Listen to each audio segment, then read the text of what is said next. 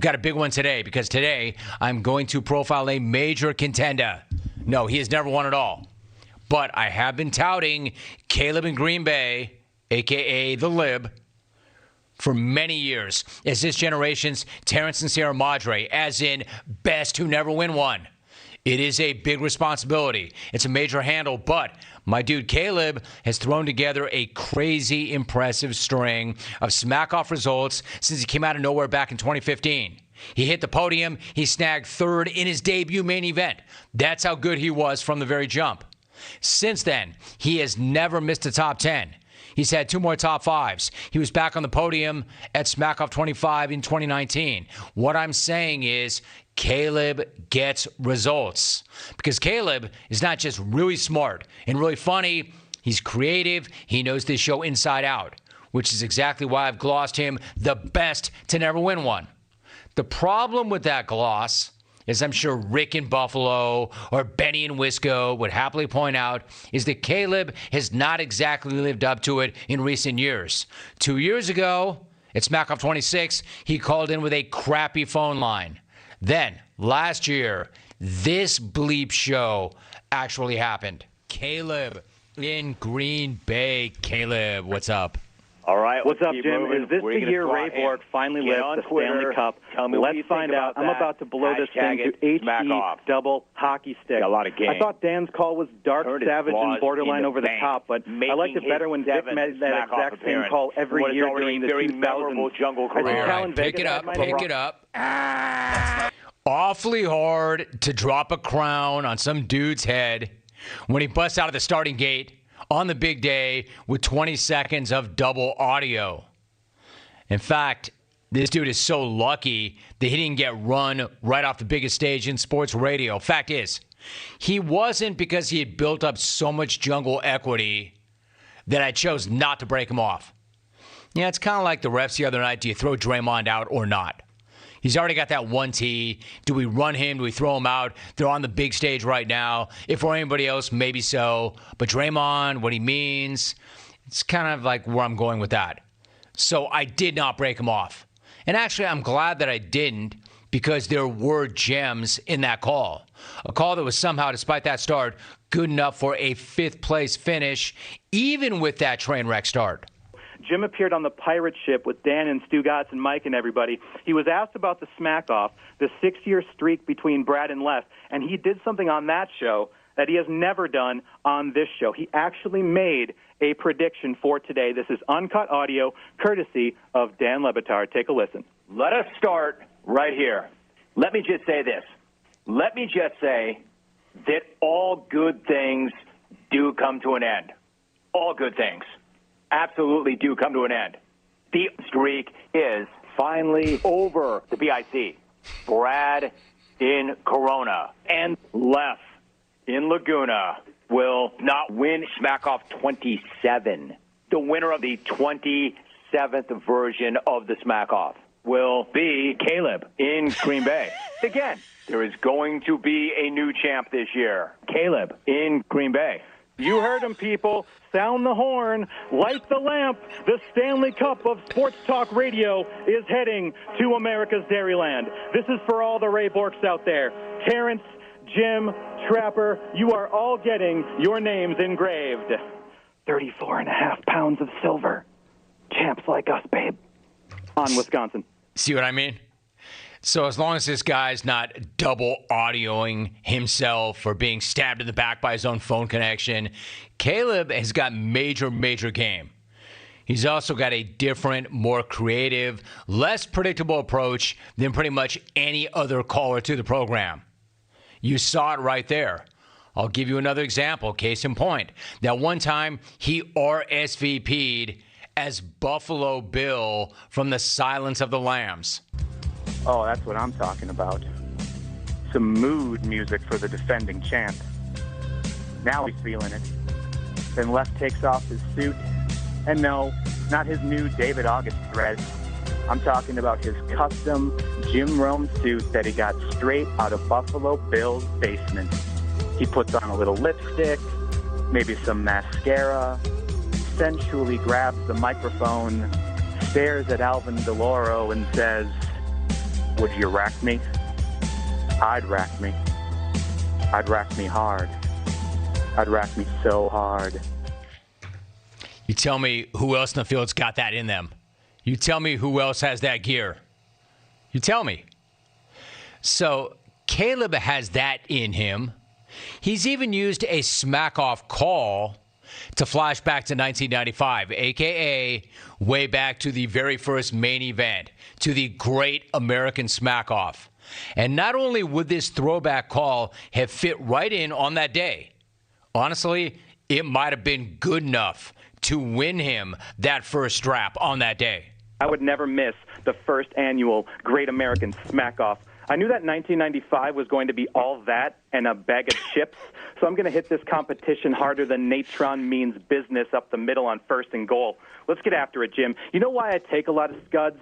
Because I get a lot of scuds. And you know this better than anyone. There is a long, long line of callers waiting to take a swing at me like I'm a piñata full of welfare checks, spouting the same unoriginal takes, fat, virgin, lives with his parents. But it just goes to remind everyone that your listeners are not clones of you. They're clones of each other, clogging up the phone lines, jamming up the fax machine day after day for years on end. Would it shock anybody when you open up the fish wrap and see they finally caught the Unabomber? He won't be living in some shack in Montana. He'll be like a mechanic in Escondido wearing an extra Sport 690 T-shirt and asking the feds for a drug test drop. Crown, Wisconsin. Huge.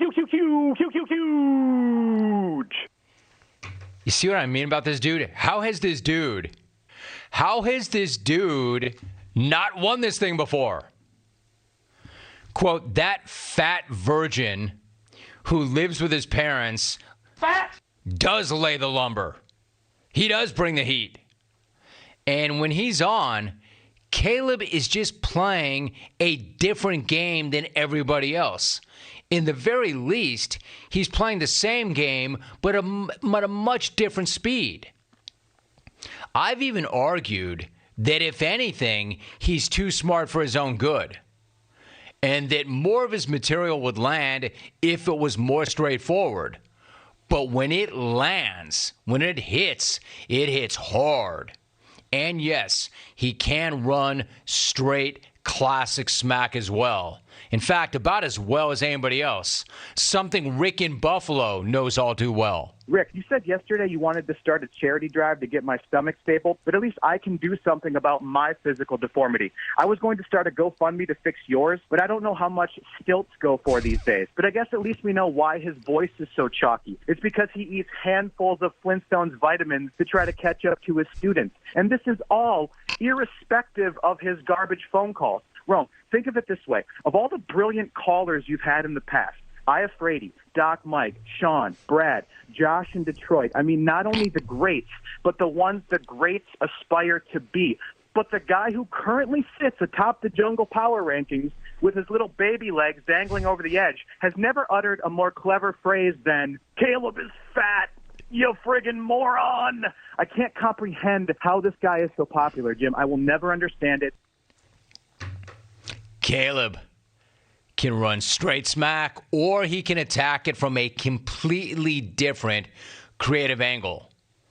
And whether you can keep up with him or not, just know he is constantly nodding at the history and legacy of this show, like this legendary reset from Smackoff 25. Please rise and remove your caps for the singing of our national anthem.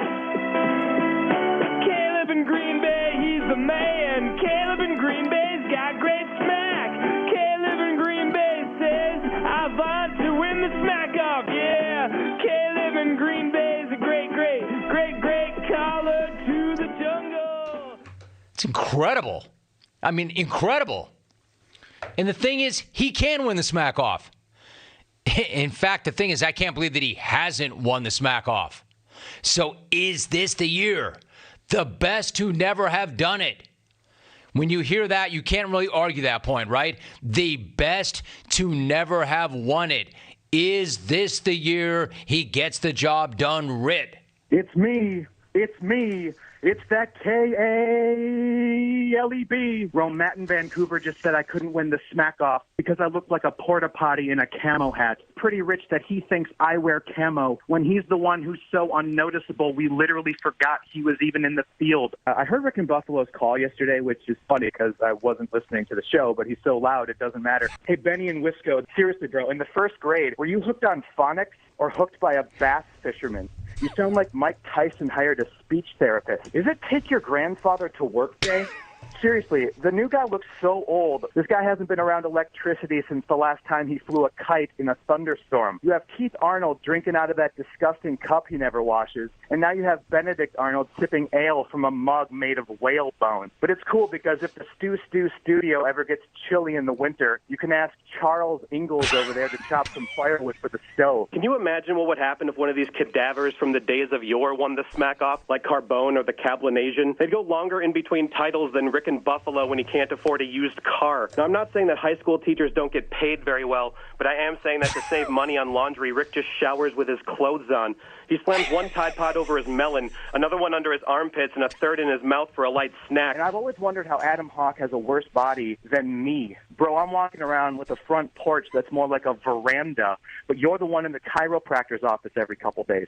You have the voice of a 20-year-old, the hair of a 60-year-old, and the spine of a 100-year-old. We can all see that Keith Arnold looks like Chael Sonnen let himself go, but I would never say that out loud. Kaleb versus everybody. I don't want sympathy. I don't want a pity party. Take your best shot, tough guys. I'll see you in my driveway. A couple of my buddies wanted to remind you of something. Hey, Jim Rome, it's Randy and Jason Sklar. And you know what the Smackoff is? It's a walrus game. This dude, let me tell you about Kaleb. And again, I do not play favorites. This is such a good dude. He is a really good dude and a really good caller and a really talented guy and a really different dude with a really different approach. And he's dangerous now. He's dangerous. He's got chops. No doubts about that. We just got to make sure that he's got the right phone, the right connection, no double audio, no echo, no delay, no static. Get rid of all of that and just let him do what he does. And his best to me very clearly can beat anybody else's best. My man, just to be sure, Kaleb, it goes to show how much I miss this guy. Just to be sure, maybe we do a little run through. You know, not because I'm concerned about your smack, but because I'm concerned about your phone line. Maybe hit me up before the 24th. That way we know that, A, you are going to show for the main event. Now, I understand that a lot of your calls are shrouded in mystery. That's part of your game. You don't need to let us in. I don't need to know exactly what you're going to say. I just need to know whether or not we have any double audio and whether or not your phone's going to actually work. So my man, my guy, drop us a line. It has been way too long. Hit us with an RSVP. Let us know you're coming. Let us know your phone is functional. And let me ask you, clones, is this the year? A Charles Angle blast. I mean, anything he just said works. Is this the year that Kaleb finally breaks through? The best to never do it. Who are you going to hit? And does that change the odds? Stucknut. Stucknut's odds are unofficial, but they are live. And they do move sometimes based on the player profile. 1-800-636-8686. My question for you is, who you got? Who do you like this year? Is it the BICs every single year until he doesn't call? Or can somebody rise up and rip it from him? I want your thoughts. And if you want to do a prediction, you know how to do it. Salvador immediately in with Rome. Kaleb in Green Bay is the Colin Montgomery of the Smackoff. While the BIC is making a winning call, that fat bastard Kaleb is on hold at the Lorelei Inn, polishing off a plate of custard, and when you take his call, his blood sugar is spiked so high that he falls apart. I mean, dude, you're entitled to that opinion, no matter how wrong it is. He had some double audio. Not good. Below not good. But you can't say that the stage is too big. You can't say this guy doesn't have the chops. You can't compare this guy to a custard murdering Monty. Caleb's a killer, man. And the reason he's a killer is because he's a genuinely good dude. A genuinely good dude that will carve you. And at times has been somewhat portly. I'm telling you, that quote, fat virgin who lives at home is lethal. He is. And creative and talented as hell. Look out. Is this his year? We'll find out.